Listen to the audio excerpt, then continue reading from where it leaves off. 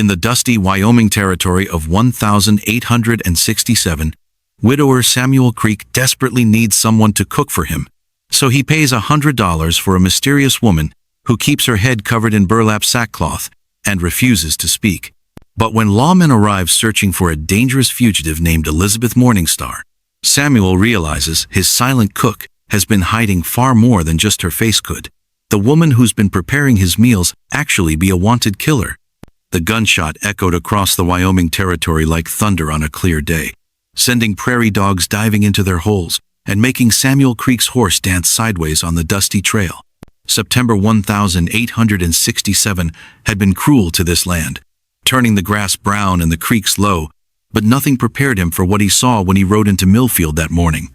Blood stained the wooden steps of Murphy's saloon, already buzzing with flies and the heat. 3 men lay sprawled in the dirt, their guns still in their hands, while Sheriff Tom Bradley stood over them shaking his head. Samuel had seen death before, but something about this scene made his stomach turn cold. "What happened here?" Samuel asked, climbing down from his horse. Sheriff Bradley looked up, his face grim as winter stone. "Poker game gone wrong. These boys thought they could cheat old Murphy out of his money." He pointed to the bodies. Murphy had other ideas. Samuel walked closer, studying the scene. The dead men were strangers to him, but their clothes told a story. Fancy boots, silver belt buckles, guns that cost more than most folks made in a year. These weren't local troublemakers. "They're not from around here," Samuel said. "Nope. Came in yesterday asking questions about someone. A woman." Bradley wiped sweat from his forehead with his sleeve. "Said she might be hiding in these parts." The word woman stuck in Samuel's mind like a burr. He hadn't thought about women much since Martha died 3 years ago. His wife had been everything to him. Cook, companion, the light that made their little cabin feel like home. Now he lived on beans and hardtack, watching dust gather on the quilts she'd sewn by hand. "What kind of questions?" Samuel asked. Before Bradley could answer, a commotion erupted from the trading post across the street. Jonas Hartwell burst through the door, his face red with anger, dragging something behind him. "You can't just sit there like a lump," Jonas shouted. "I paid good money for you." Samuel turned to see what had gotten Jonas so worked up. Behind the trader stumbled a small figure wrapped head to toe in rough brown sackcloth. The person moved like they were hurt, favoring one leg, and their hands shook as they tried to keep the cloth covering their face. "Jonas," Sheriff Bradley called out. "What's all the noise about?" Jonas stopped in the middle of the street, still gripping the mysterious figure's arm. "Bought myself a cook yesterday. Traded a good horse for her. But she won't work. Just sits there like a scared rabbit." Samuel felt something twist in his chest. The figure was small, delicate even under all that rough cloth. When the wind caught the sackcloth, he glimpsed bare feet, pale and cut up from walking rough ground. "Let me see her," Bradley said, walking over. "No." The voice that came from under the sackcloth was soft but fierce. "Please, no." It was definitely a woman's voice, though she tried to make it sound deeper. Samuel heard fear in those words, the kind of fear that came from running for your life. "Now, hold on," Samuel said, stepping forward. "Maybe we should hear her side of things." Jonas laughed, but it wasn't a pleasant sound. "Her side? I own her fair and square. Paid the man who brought her in." "You can't own a person," Samuel said, his voice getting harder. "Those days are over." "This ain't about slavery," Jonas shot back. "This is about debt. She owes money, and I bought that debt." The woman under the sackcloth made a small sound, like a wounded animal. Samuel had heard that sound before, when Martha was dying and trying not to cry out from the pain. "How much?" Samuel asked. "What?" Jonas looked confused. "How much does she owe?" Jonas's eyes got crafty. "More than you got, Creek. $100 plus interest." Samuel's heart sank. $100 was more money than he'd seen in months. His gold claim barely brought in enough to keep him fed, and winter was coming fast. But something about the way the woman held herself, the proud set of her shoulders even while she shook with fear, reminded him of Martha. His wife had been brave like that, facing down anything that threatened their home. "I'll work for it," Samuel said suddenly. "Give me a month, and I'll pay her debt." "Month's too long," Jonas said. "Winter's coming. I need someone to cook and clean now." "Then let me take her," Samuel said. I'll pay you $20 now, and the rest when I can. The woman's covered head turned toward him, and even though he couldn't see her face, Samuel felt her attention like a physical thing. You don't even know what's under that cloth, Jonas said. Could be ugly as sin, could be sick, could be crazy, could be hungry, Samuel replied. Could be scared, could be running from something worse than anything we can imagine. Sheriff Bradley stepped closer to the group. Jonas, you know this whole thing doesn't sit right with me. The territory's got laws about holding people against their will. She's not being held, Jonas protested. She's working off a debt. In chains would be more honest, Samuel said. The woman spoke again, so quietly they had to lean in to hear. I can cook, I can clean, I can earn my keep without trouble. Her voice had an accent Samuel couldn't place. Not southern, not eastern. Something else. Something that spoke of faraway places and secrets kept close. There, Samuel said to Jonas, she's willing to work. Let me take her on. I'll pay her debt in installments. Jonas looked between Samuel and the woman, calculating. Samuel could almost see the trader's mind working, weighing money against convenience. $50 now, Jonas said finally. 50 more in 3 months. Samuel's heart sank again. He had maybe $30 to his name. I don't have 50. Then we got no deal. Jonas started to drag the woman away. Wait, she said, her voice stronger now. I have something. She reached under the sackcloth and pulled out a small leather pouch. From it, she took a ring, a simple gold band that caught the sunlight like fire. This should cover $20, she said, holding it out to Samuel. If you'll take me, I'll give you this as part of the payment. Samuel stared at the ring. It was a wedding ring, worn smooth by years of wearing. The woman was giving up something precious, something that meant more to her than just money. I can't take that, he said. Please. The word came out like a prayer. I need somewhere safe to stay, just until I can figure out what to do next. Jonas snatched the ring from her hand, examining it closely. This is real gold, fine work, worth more than $20. Then we have a deal, Samuel said quickly. The ring plus my $30 makes $50. She comes with me, and I'll pay you the rest when I can. The woman's shoulders sagged with relief. Samuel noticed she was swaying on her feet, like she hadn't eaten in days. Deal, Jonas said, pocketing the ring. But Creek, you better know what you're getting into. That woman's trouble. I can smell it on her. As if summoned by his words, the sound of horses came from the north end of town. A group of riders appeared through the dust, moving fast and purposeful. Samuel counted 6 men, all armed, all looking like they meant business. The woman heard them too. Her whole body went rigid, and she pressed closer to Samuel like she was trying to hide behind him. More strangers, Sheriff Bradley muttered. This is turning into a busy day. The riders pulled up in front of the trading post, their horses breathing hard. The man in front was tall and lean, with cold eyes that seemed to take in everything at once. He wore a badge on his vest. Deputy Marshal. Afternoon, he called out. Name's Frank Cordell. I'm looking for someone. Samuel felt the woman beside him start to tremble. Whatever these men wanted, she was terrified of them. We're looking for a woman, Cordell continued. Goes by the name Elizabeth Morningstar. Wanted for murder in Kansas. The woman made a sound like she'd been punched. Samuel put his hand on her shoulder, feeling how thin she was under all that cloth. Haven't seen any strangers, Sheriff Bradley said carefully. What's she look like? That's the problem, Cordell said. No one knows. She's been hiding her face, traveling undercover, but she's dangerous. Killed a man with a hot iron. Samuel's blood ran cold. The woman beside him was shaking so hard now he was afraid she might fall down.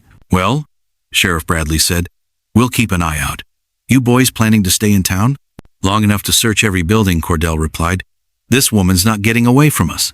The riders moved on toward the center of town, and Samuel watched them go with growing dread. Whatever the woman beside him had done, whatever she was running from, it was catching up fast. Come on, he said quietly. Let's get you home. But as they walked toward his horse, Samuel couldn't shake the feeling that he'd just bought himself more trouble than he could handle. The ride to Samuel's cabin took 2 hours through country that seemed to stretch on forever, all rolling hills and endless sky. The woman sat behind him on his horse, her arms wrapped around his waist. and Samuel could feel her fear like heat radiating from her covered form. Every time they passed a grove of trees or a rocky outcrop, she would tense up, as if expecting danger to come riding out of the shadows. "You can relax," Samuel said over his shoulder. "My place is hidden pretty well. Creek runs right behind it. Cottonwoods all around. A person could disappear there if they needed to." She didn't answer, but her grip on his shirt loosened slightly. Samuel had built his cabin in a valley where the land folded in on itself, creating a natural shelter from both wind and prying eyes. Martha had loved the spot, said it felt like living in a secret garden. When they finally reached the cabin, the woman slid down from the horse before Samuel could help her. She stood in the yard, her covered head turning this way and that, taking in the small log house, the workshop where Samuel built furniture, the garden plot where weeds had taken over since Martha died. "It's not much," Samuel said, suddenly embarrassed by how run down everything looked. "But it's solid. Built it myself." The woman walked to the front door, her hand hovering over the wood like she was afraid to touch it. "It's beautiful," she said, and Samuel heard longing in her voice. He opened the door and led her inside. The cabin was larger than it looked from outside. A main room with a stone fireplace, a kitchen area, and 2 bedrooms. Dust motes danced in the afternoon light streaming through the windows, and Samuel realized how empty the place felt without Martha's presence. "You can have the back room," he said, pointing to the smaller bedroom. "I'll show you where everything is." The woman stood in the center of the main room, turning slowly. "Someone loved this place," she said. "My wife." Samuel's voice came out rougher than he intended. "She died 3 years ago. Fever took her. I'm sorry." The words were soft, genuine. She had good taste. Everything fits together perfectly. Samuel looked around with new eyes, seeing what the woman saw. Martha had made curtains from blue fabric, chosen furniture that matched the golden color of the logs, arranged everything so the room felt warm and welcoming. He'd stopped seeing those details after she died, but now they came back like a gift. "She'd have liked you," he said without thinking. The woman's covered head tilted toward him. "You don't know anything about me. I know you're scared. I know you're running from something. And I know you gave up your wedding ring to stay safe." Samuel moved to the kitchen, pumping water into a basin. "That tells me plenty." She followed him, her bare feet silent on the wooden floor. "What does it tell you?" "That you've been hurt. That you're brave. That you're willing to work for what you need instead of just taking it." Samuel handed her a clean towel. "And that whoever you're running from, they're bad enough to make you cover your face and change your name." The woman took the towel, her fingers brushing his for just a moment. Even through the sackcloth, Samuel felt how cold her hands were. "The men in town," she said. "The ones looking for Elizabeth Morningstar. They'll come here, maybe. But they'll have to get past me first." She was quiet for a long moment, and Samuel heard the clock on the mantel ticking, marking time that seemed to be running out too fast. "Why are you helping me?" she asked finally. Samuel considered the question. Why was he helping her? Because she reminded him of Martha? Because he was lonely? Because something in her voice made him want to protect her? "Because it's the right thing to do," he said. "And because I think you'd do the same for me." The woman moved to the kitchen window, looking out at the creek that ran behind the cabin. "I used to have a place like this," she said.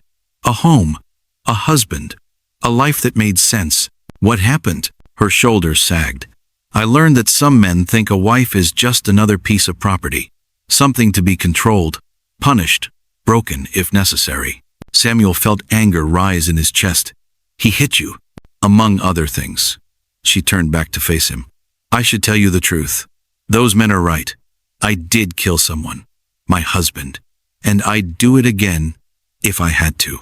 The words hung in the air between them like smoke. Samuel studied her covered form, trying to reconcile the gentle woman who'd admired his wife's decorating with someone capable of murder. "Tell me," he said. She moved to the fireplace, her hands reaching toward the cold stones. "His name was William Blackwood, Judge's son in Kansas City. We married when I was 17. My father's idea, not mine. William seemed charming at first, generous, but after the wedding, he changed." Samuel sat down in Martha's old chair, giving the woman space to tell her story. "He had rules," she continued. "How I should dress, who I could talk to, what I could say. If I broke a rule, he'd punish me. A slap at first, then harder. Then he bought a leather strap. You tried to leave. Once. I made it 10 miles before he caught me. She touched the sackcloth covering her face. He said if I wanted to run away, I must not appreciate what I had. So he decided to teach me a lesson I'd never forget. Samuel's hands clenched into fists. What did he do? Heated up a poker in the fireplace, held me down and pressed it to my face, said he was marking me so everyone would know I belonged to him. Her voice was steady, but Samuel heard the pain underneath. The scars never healed right. I've been wearing this covering ever since. But you fought back. Not then. I was too hurt, too scared. But I planned. For 3 months I planned. And then one night when he came home drunk and reached for the poker again, I was ready. Samuel tried to imagine the scene. A small woman facing down a man who'd already proven he was capable of terrible cruelty. You killed him with his own weapon. The poker was still hot from the fire. He'd been using it to threaten me, waving it around, saying he was going to finish what he started. She wrapped her arms around herself. I grabbed it away from him. We fought. He fell and hit his head on the hearth. The poker went into his chest. Self-defense, Samuel said firmly. Try telling that to his father, the judge, or his friends on the jury, or the sheriff who was in William's pocket. She laughed bitterly. They put out a bounty on me. $500, dead or alive. Said I was a dangerous killer who might strike again. Samuel understood now why she'd been so terrified of the deputy marshal. So you became Elizabeth Morningstar, a name I made up on the road. I thought if I could just disappear, hide my face, maybe they'd give up looking for me. She moved away from the fireplace. I was wrong. The sound of horses approaching made them both freeze. Samuel moved to the window, peering through the curtains. 3 riders were coming up the trail to his cabin, and he recognized Deputy Marshal Cordell in the lead. They found us, the woman whispered. Samuel's mind raced. The cabin had no back door, no easy way to escape. But there was the root cellar, hidden under a trap door in the kitchen floor. Get down there, he said, pointing to the cellar. Don't come up no matter what you hear. They'll search everywhere. Not if I give them a reason not to. Samuel helped her lift the heavy wooden trapdoor. Trust me. She climbed down into the dark space below, and Samuel replaced the trapdoor just as the horses stopped outside. He threw a rug over the spot and moved to answer the door. Afternoon, Marshal, Samuel said, stepping onto the porch. What brings you out this way? Cordell dismounted, his hand resting on his gun. Heard you were in town today, Creek. Heard you made some kind of deal with Jonas Hartwell. I buy supplies from Jonas regular. Nothing unusual about that. What about the woman? Samuel kept his face neutral. What woman? Don't play stupid with me. Half the town saw you ride out with someone. Jonas said you bought some kind of servant girl. Jonas says a lot of things. Samuel crossed his arms. Most of them aren't true.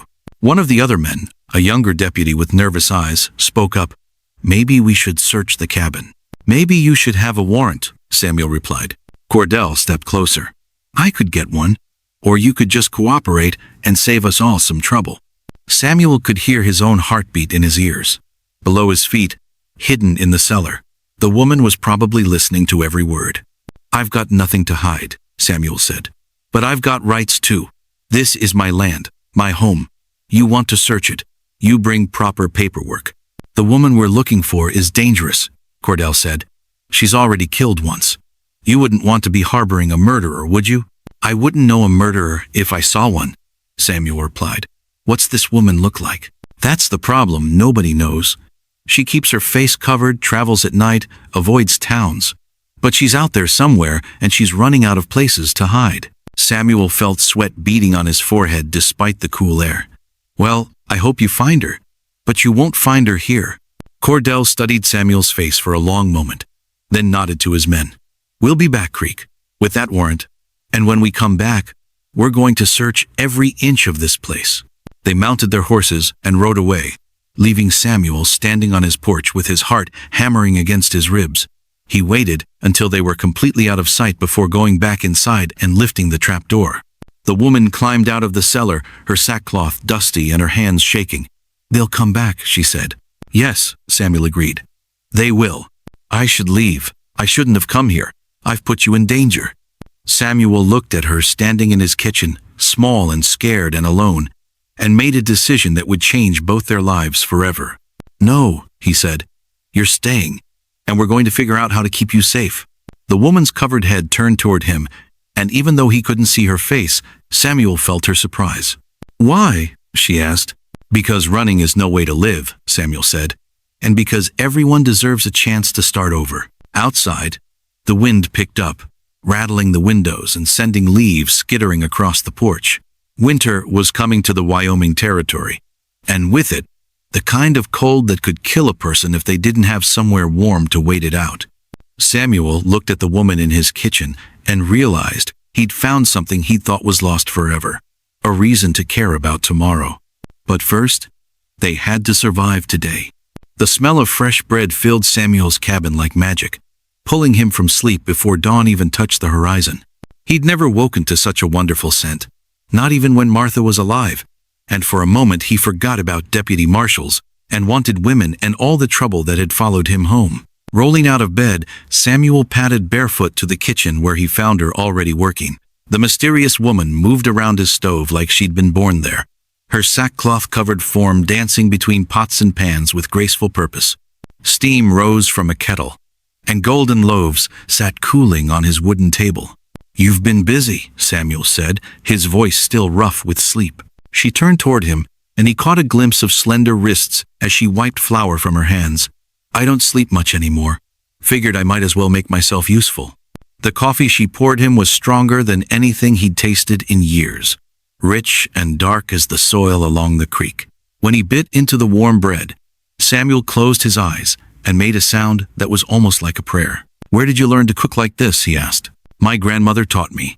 She said food was love made visible." The woman's voice carried a sadness that made Samuel's chest tight.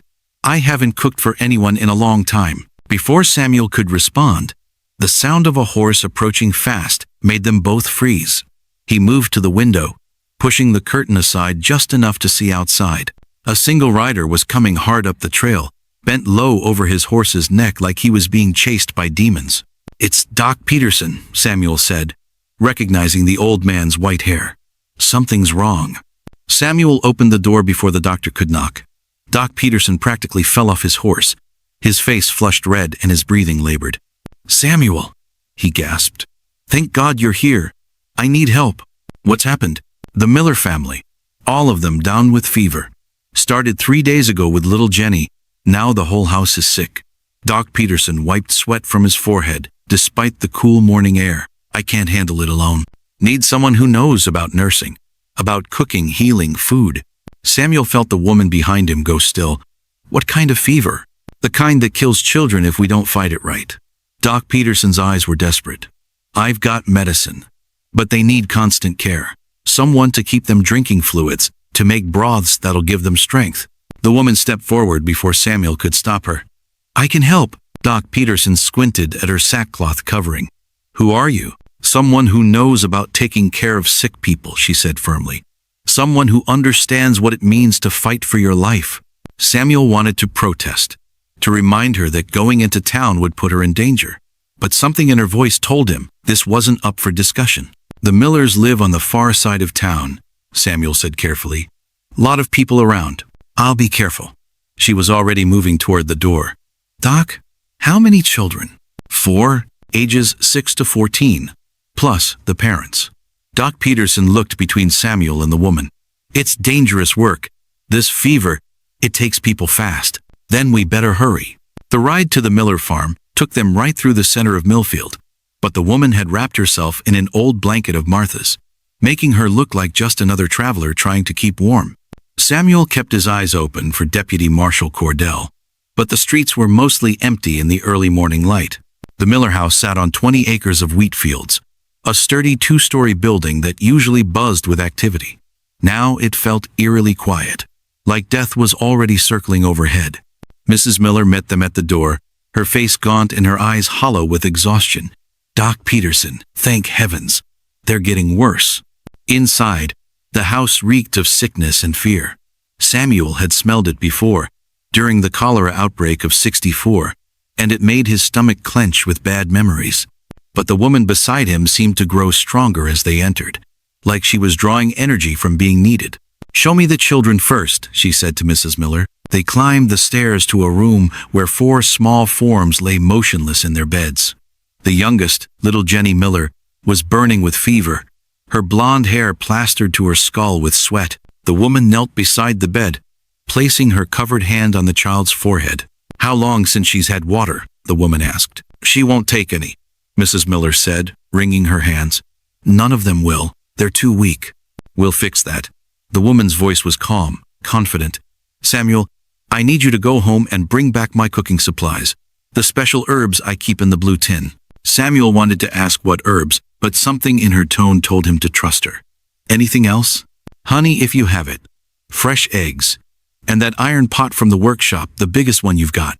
As Samuel rode back to his cabin, his mind raced with questions. How did she know so much about nursing? What herbs was she talking about? And why was she willing to risk her safety for strangers? When he returned an hour later, he found the woman had already transformed the Miller house. Windows were open despite the cold, fresh air driving out the sick smell. She'd moved all the children into one room, arranging their beds so she could reach each one easily. "The fever's breaking in the oldest boy," she reported, not looking up from where she was spooning liquid into Jenny's mouth. "But the little one's still in danger." Samuel watched her work through the day, amazed by her skill and energy. She made broths from ingredients he'd never heard of, mixed drinks that seemed to strengthen the sick children with every sip. Her hands, hidden under the sackcloth, moved with the confidence of someone who'd done this many times before. By evening, 3 of the 4 children were sitting up and asking for food. Even Jenny's fever had dropped, though she was still weak as a newborn kitten. "You saved them," Mrs. Miller said, tears streaming down her face. "I don't know how to thank you." The woman was cleaning her hands in a basin, her movements tired but satisfied. "Just keep giving them the broth. Small amounts every hour until they're stronger." "What's your name?" Mrs. Miller asked. "I want to tell everyone who helped us." Samuel saw the woman's shoulders tense. "That's not necessary. I'm just glad they're better." "Nonsense. The whole town needs to know what you've done." "Please," the woman said, and Samuel heard desperation creeping into her voice. "I prefer to stay private." Mrs. Miller looked confused, but Doc Peterson stepped forward. "Some people don't like a fuss made over them," he said kindly. "But we won't forget what you've done here." As they prepared to leave, little Jenny called out from her bed, "Lady, will you come back tomorrow?" The woman paused at the door. "If you need me." "I do need you. You make the best soup in the whole world." Samuel saw the woman's covered head bow slightly, and he wondered if she was crying under all that cloth. The ride home was quiet, both of them exhausted from the long day. But as they reached Samuel's cabin, the woman finally spoke. "I used to be a nurse," she said. "Before I got married, before everything went wrong." "Where did you learn?" "A hospital in St. Louis. My mother died when I was young, and I thought maybe I could keep other people from losing the ones they loved." She climbed down from the horse, moving stiffly. "Turned out I was better at saving strangers than I was at saving myself." Samuel wanted to ask more questions, but something held him back. Instead, he helped her inside and watched as she prepared a simple dinner from the leftovers of her morning baking. "The children will be fine," she said as they ate. "But word will spread about what happened today. People will start asking questions about the mysterious woman who saved the Miller family." "Is that bad?" "It is if Deputy Marshal Cordell hears about it." She set down her spoon, and Samuel saw her hands shaking slightly. A woman traveling alone, hiding her face with medical knowledge. It fits the description of Elizabeth Morningstar too well. Samuel felt his stomach drop. "We'll figure something out." "Will we?" The woman stood and moved to the window, looking out at the darkening sky. "Or will you wake up tomorrow to find marshals at your door and a noose waiting for me in town?" Before Samuel could answer, the sound of multiple horses approaching cut through the night air. He joined her at the window and counted at least 6 riders coming up the trail, their torches cutting through the darkness like angry stars. "They're back," the woman whispered, "and they brought friends," Samuel added grimly. This time, Deputy Marshal Cordell wasn't taking any chances. Samuel could see the determination in the way the men rode, the careful spacing that spoke of a planned raid rather than a casual visit. The cellar won't work twice, the woman said. No, it won't. Samuel's mind raced through possibilities. The workshop? Too obvious. The creek? Too cold. And they'd freeze before morning. Then he remembered the old mine shaft, abandoned for decades, hidden in the rocks above the creek. It was dangerous, possibly unstable, but it might be their only chance. Can you climb? He asked. If I have to. Then, we're going up the mountain. There's a place they'll never think to look. The woman nodded, and Samuel saw something in her posture that hadn't been there before. Not just fear or determination, but trust. She was putting her life in his hands, and somehow that meant more to him than all the gold in the territory. As the riders drew closer, Samuel grabbed supplies and led her out the back door into the cold Wyoming night. Behind them, torchlight flickered against his cabin walls, and Samuel realized he might be seeing his home for the last time. But the woman beside him was alive and free, and for now, that was enough. The gunshot that shattered Samuel's kitchen window came without warning, sending glass flying like deadly rain across the floor, where they'd been standing just moments before. From their hiding spot in the rocks above his cabin, Samuel watched Deputy Marshal Cordell kick down his front door while 5 other men surrounded the building with military precision. This is it, Samuel whispered to the woman crouched beside him in the narrow cave opening. They're not just searching anymore, they're hunting. Below them, torchlight flickered through his windows as the men tore his home apart. Samuel winced as he heard furniture being overturned, dishes smashing, his carefully built life being destroyed board by board. But the woman beside him had gone deadly still, and when he looked at her sackcloth-covered form, he saw something that made his blood run cold. "You're not surprised," he said quietly. "No." Her voice was flat, emotionless. "I'm not. You knew they'd come back. I knew they'd never stop." She shifted in the cramped space, and Samuel caught a glimpse of something metallic under her coverings. Men like Cordell don't give up. They hunt until they find what they're looking for, or until someone stops them permanently. The way she said permanently made Samuel's skin crawl. "What are you planning?" Before she could answer, a shout echoed from below. One of Cordell's men had found something in Samuel's workshop, the blue tin where she'd kept her mysterious herbs. "Marshal!" the man called. "Got something here!" Cordell emerged from the cabin, his face grim in the torchlight. "What is it?" "Medical supplies, the kind a nurse might use." The deputy held up small bottles and packets. "Professional stuff, not just home remedies." Samuel felt the woman tense beside him. Those supplies connected her to the Miller family, to her past as a nurse, to the description of Elizabeth Morningstar that had followed her across 3 states. "Tear the place apart," Cordell ordered. "She's been here. Might still be close." As the men spread out to search the surrounding area, the woman reached under her sackcloth again and pulled out a small Derringer pistol, its silver barrel gleaming in the moonlight. "Where did you get that?" Samuel whispered. "Took it off my husband when I killed him." Her voice was steady, matter-of-fact. "I've been carrying it ever since." "You can't shoot 6 men with a 2-shot pistol. Don't need to shoot 6 men. Just need to shoot the right one." She checked the gun's action with practice movements. "Cordell's been tracking me for 8 months. He's the one who'll never give up, never let me disappear."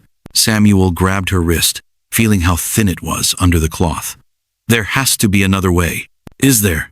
She turned toward him, and even though he couldn't see her face, Samuel felt the weight of her stare. "They burned down Mrs. Henderson's boarding house in Colorado because they thought I might have stayed there.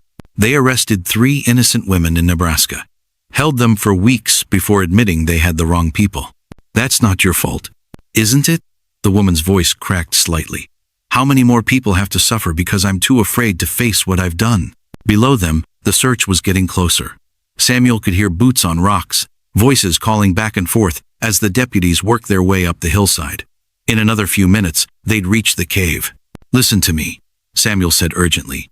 "There's an old mining trail that leads over the ridge. We can follow it north, get to the railroad tracks, catch a freight train heading west. And then what? Keep running forever?" The woman's laugh was bitter. "Change my name again, find another place to hide, wait for the next group of marshals to track me down? It's better than dying, is it?" She was quiet for a moment, and Samuel heard the wind whistling through the rocks around them. "Samuel, What kind of life is worth living if you can never be yourself? If you can never trust anyone? Never stay in one place long enough to matter? The question hit him harder than he expected. Since Martha's death, hadn't he been hiding too? Avoiding town, avoiding people, avoiding anything that might make him feel alive again? I don't know, he admitted. I do. The woman shifted the pistol in her hands. A life where you stand up for yourself, where you face your problems instead of running from them, where you protect the people who've been kind to you. The Millers? You, Doc Peterson, Mrs. Miller, little Jenny.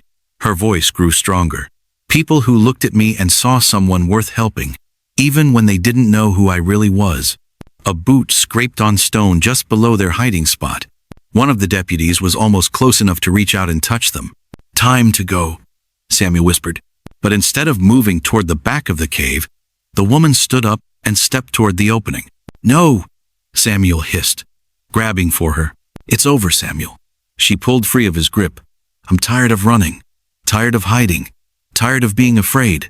Before he could stop her, she emerged from the cave with her hands raised, the derringer hidden in her palm.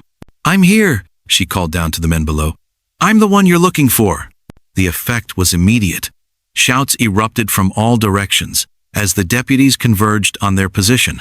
Torches moved like fireflies in the darkness, and Samuel heard the distinctive sound of hammers being pulled back on revolvers. Elizabeth Morningstar, Cordell's voice carried clearly in the cold air. You're under arrest for the murder of William Blackwood. I know why you're here, the woman replied, her voice carrying clearly across the rocky hillside. But before you take me, I want to tell everyone something. You'll have plenty of time to talk at your trial, Cordell said, starting to climb toward her. Will I? The woman's laugh was sharp as broken glass. Will I get the same kind of fair trial William's father gave all those women he sentenced for defending themselves? Samuel crept to the edge of the cave, trying to see what was happening. The woman stood on a narrow ledge about 10 feet above where Cordell was climbing, silhouetted against the star-filled sky. Judge Blackwood is a respected member of the community, Cordell said. His son was murdered in cold blood. His son was a monster who burned my face with a hot poker because I tried to leave him. The woman's voice carried pain and fury in equal measure. He held me down and pressed red-hot iron to my skin while he told me I belonged to him. That's not what the witnesses said. What witnesses? The woman's voice rose. The servants he'd beaten into silence? The friends who helped him hunt down other women who tried to escape? The sheriff he paid to look the other way? Cordell had almost reached her ledge. Come down now, and we'll make sure you get a fair hearing. Like the fair hearing he gave Mary Patterson, or Sarah Williams, or the dozen other women who died in his jail before they could tell their stories. Samuel saw the woman's hand move slightly, and he realized she was preparing to use the derringer, but not on Cordell, on herself. She'd rather die free than live as a prisoner. Don't, Samuel called out, emerging from the cave with his hands raised. Please don't. Every gun turned toward him, and Samuel found himself staring down the barrels of 6 revolvers. But he kept his eyes on the woman, willing her to listen. There has to be another way, he said. There is no other way, she replied sadly. This is how it ends for women like me. We fight back once, and we spend the rest of our lives paying for it. Then, don't pay alone. Samuel took a step closer, ignoring the guns pointed at his chest. Let me help you. You can't help me, Samuel, but you've already given me something precious. What? 2 weeks of feeling human again. 2 weeks of cooking for someone who appreciated it, of having a place to belong, of being treated like a person instead of a problem. Her voice was soft now, almost gentle. Thank you for that. Cordell reached her ledge and lunged forward, but the woman was quicker. She spun away from his grab, and for a moment, Samuel thought she was going to use the gun on herself. Instead, she threw back the sackcloth covering her head. The torchlight revealed a face that was both beautiful and terrible. Auburn hair that caught the light like fire, green eyes that blazed with defiance, and scars that twisted the right side of her face into a map of old pain. But it was her expression that stopped everyone cold, not shame or fear, but pride. My name is Catherine Blackwood, she announced, her voice ringing clearly across the hillside. And I killed my husband because he was trying to kill me. The silence that followed was deafening. Even Cordell seemed frozen by the sight of her uncovered face, by the obvious evidence of old burns that marked her skin. "Dear God," one of the deputies whispered. "What did he do to you?" "Everything he could think of," Catherine replied calmly.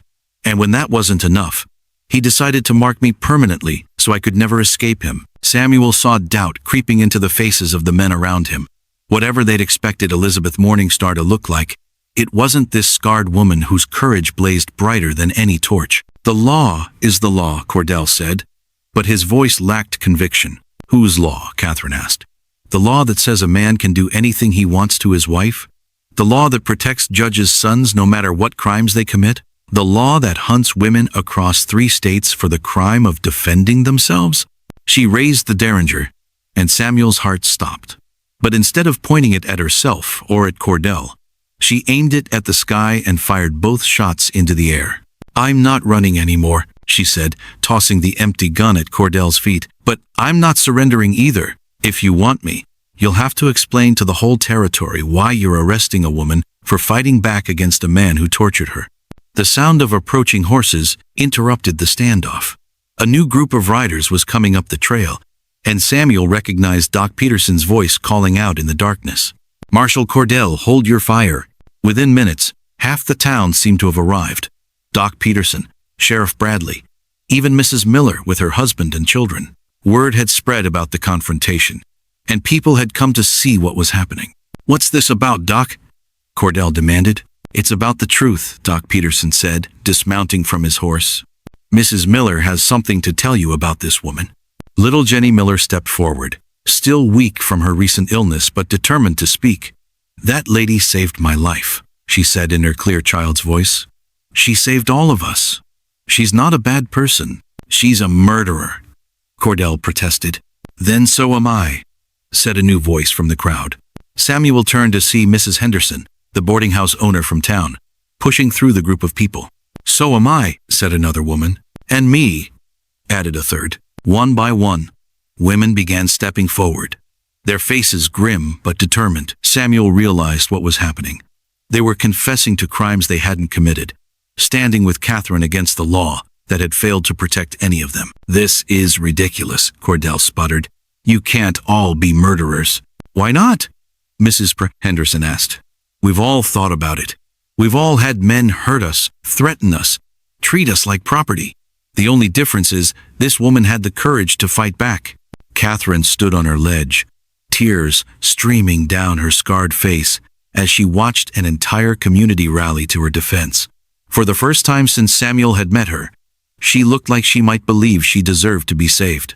"Marshal," Sheriff Bradley said quietly, "maybe it's time to ask whether justice is about catching criminals or protecting people." Cordell looked around at the crowd of faces, all of them hostile to his mission.